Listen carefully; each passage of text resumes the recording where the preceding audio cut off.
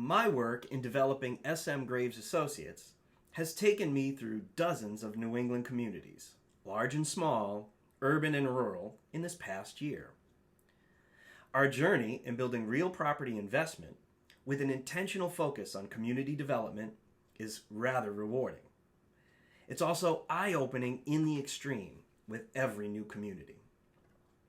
Our data-driven approach takes into account the usual suspects of real estate investment like current and past property value trends, selling results, regional needs, and much more. But we also measure each opportunity by the aesthetics of a town, by the reception planning and development personnel offer us, and in many cases, we spend months getting to know the people who live there. And patterns do emerge. It's one pattern I'd want to share with you right now.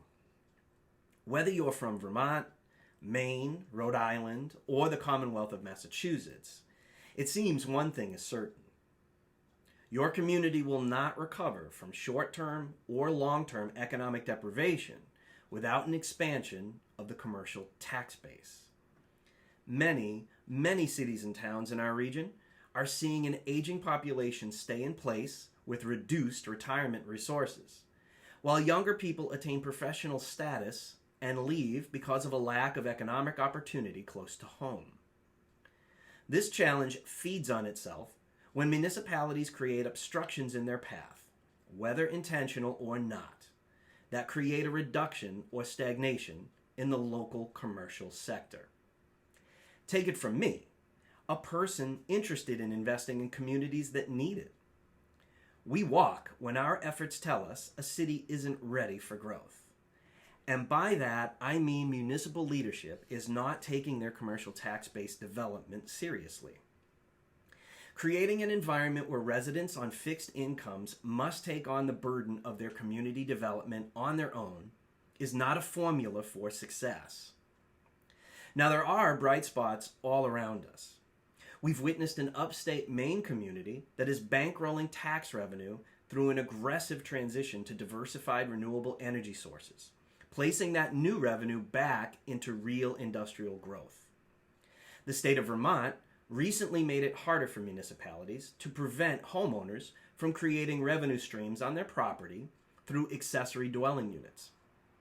And here in Massachusetts, one major city has transitioned a high-profile business accelerator program from a private equity-funded high-tech model to a downtown incubator program serving the immediate needs of its citizens and with effective outreach to its Black and brown communities. Now this brings me right back to home, my home, and our home. We have a municipal election approaching in November of this year in our city of Gardner, Massachusetts.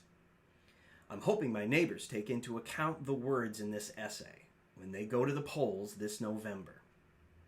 Our Milltown is no stranger to innovation or positive economic growth.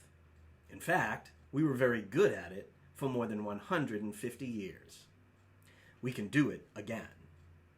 But take it from me, without substantive change in our leadership, with a meaningful focus on stewarding a new generation of smart, environmentally sound, and diversified commercial growth, community-minded investment, and homegrown businesses alike will continue to find alternatives outside of our borders.